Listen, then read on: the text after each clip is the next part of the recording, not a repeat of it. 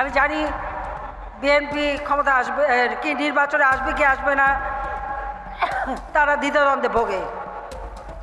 খুব স্বাভাবিক, তারা যে নির্বাচন করবে তাদের নেতাটাকে।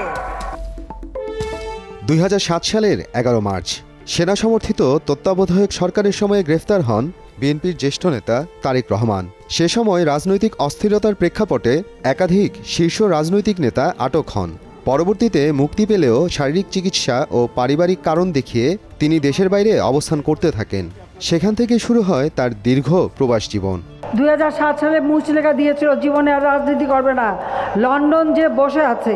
এই সময়কালে তারেক রহমানের বিরুদ্ধে একাধিক মামলা দায়ের করা হয়। সরকারের পক্ষ থেকে বলা হয় এসব মামলা দুর্নীতি ও অপরাধমূলক কর্মকাণ্ডের সঙ্গে সংশ্লিষ্ট।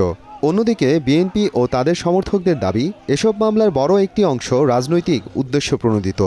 আন্তর্জাতিক মানবাধিকার সংস্থা ও কিছু আইন বিশেষজ্ঞ বিভিন্ন সময়ে এসব মামলার প্রক্রিয়া ও বিচারিক মান নিয়ে প্রশ্ন তুলেছেন।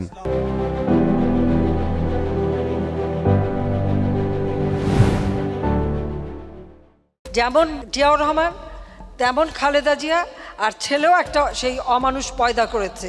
সে এখন দূরে বসে হুকুম দেয় আর মানুষ পোড়ায় আর অ্যাক্সিডেন্ট করে মানুষ মারার পরিকল্পনা করে। শেখ হাসিনার বক্তব্যে বিভিন্ন সময়ে তারেক রহমান প্রসঙ্গ এসেছে।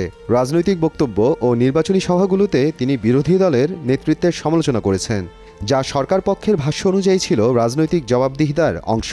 তবে বিরোধী দলগুলোর অভিযোগ এসব বক্তব্য রাজনৈতিক সহনশীলতা কমিয়েছে এবং বিভাজনকে আরও তীব্র করেছে। যেভাবে হোক নির্বাচন এদেশে হবেই এবং জনগণ স্বাধীনভাবে ভোট দেবে। আমার একটাই কথা, জনগণের ভোটে নির্বাচিত হয়ে এসেছি, ভোট দিলে আছি, ভোট না দিলে নাই, কিন্তু দেশের মানুষের কল্যাণে কাজ করে যাব। শেখ হাসিনার শাসনামলে অনুষ্ঠিত 2014, 2018 ও 2024 সালে জাতীয় নির্বাচন নিয়ে দেশীয় ও আন্তর্জাতিক পর্যায়ে বিতর্ক রয়েছে। সরকারের দাবি ছিল নির্বাচন সংবিধান অনুযায়ী ও বৈধভাবে অনুষ্ঠিত হয়েছে। অন্যদিকে বিরোধী দল ও কিছু পর্যবেক্ষক নির্বাচনগুলোকে সীমিত অংশগ্রহণমূলক বলে উল্লেখ করেছেন।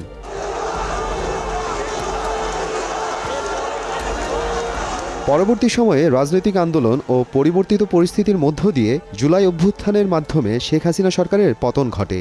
দীর্ঘ আইনি প্রক্রিয়া ও রাজনৈতিক বাস্তবতার শেষে 17 বছরেরও বেশি সময় পর স্বদেশ প্রত্যাবর্তন হয় তারেক রহমানের।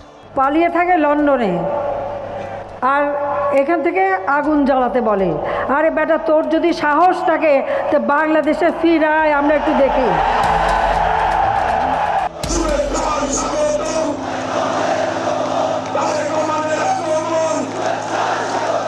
তারেক রহমানের প্রত্যাবর্তনকে বিএনপি রাজনৈতিকভাবে গুরুত্বপূর্ণ মুহূর্ত হিসেবে দেখছে। বাংলাদেশের রাজনীতিতে ক্ষমতা, বিচার ও গণতন্ত্র, এই তিনটি প্রশ্ন আবারও সামনে এসেছে। চূড়ান্ত মূল্যায়ন ইতিহাস ও জনগণের হাতেই থাকবে। মোহাম্মদ আফরানুল ইসলাম, সময় সংবাদ।